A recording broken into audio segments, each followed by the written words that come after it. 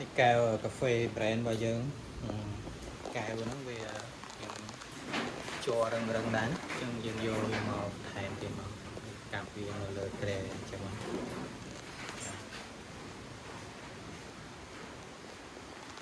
ហើយនេះ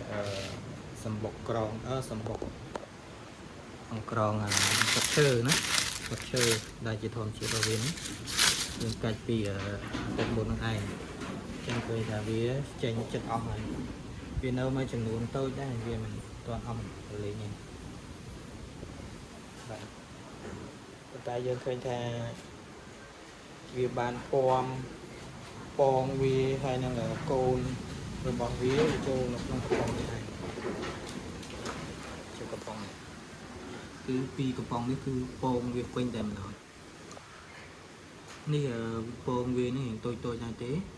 គឺអង្ក្រងយើងមាននៅខ្ចីកំប៉ុងទី1អត់ចូលទេគឺវាចូលកំប៉ុងទី2និងទី3គឺមានន័យថាអង្ក្រងវាចាញ់ពន្លឺថ្ងៃគឺវាចូលតែកំប៉ុងណាដែលនៅគៀនបាំងហ្នឹងគឺវានឹងចូលហើយ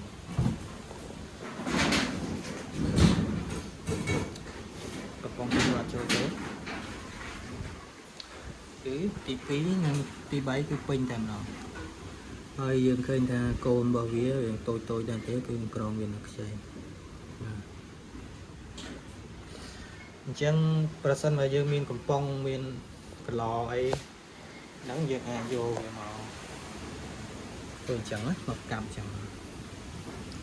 នេះយើងបន្ថែមវាបន្តិចទៀត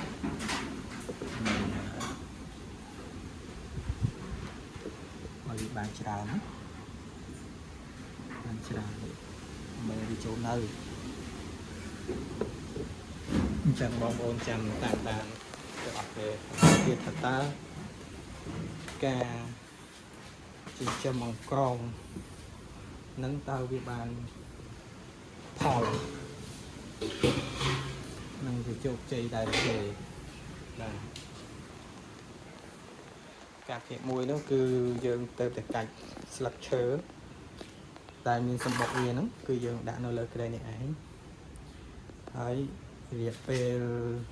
មកដល់ថ្ងៃនេះប្រហែលជាមួយសប្តាហ៍មកហើយចឹងយើងឃើញថាវាបាន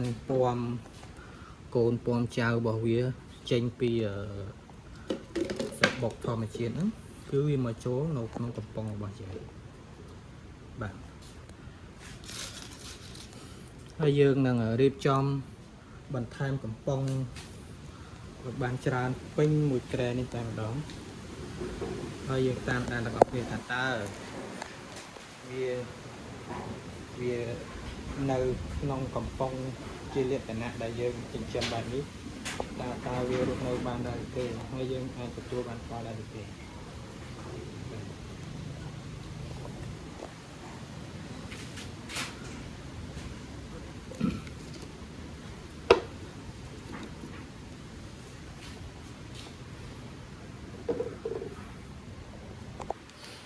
េះកំប៉ុងកាហ្វេបាទកាហ្វេ brand កំប៉ុងវារឹងដែរ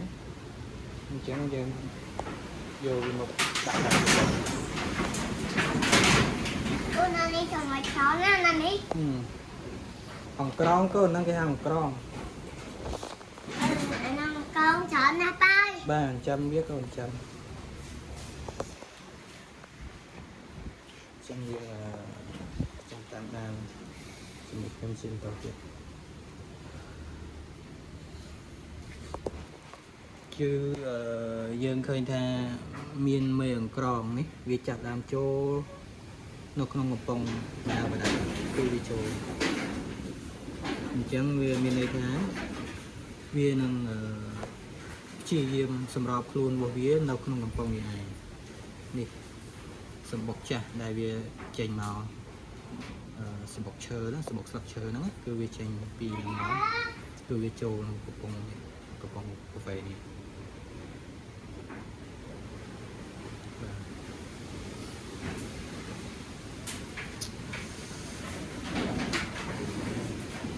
ចឹង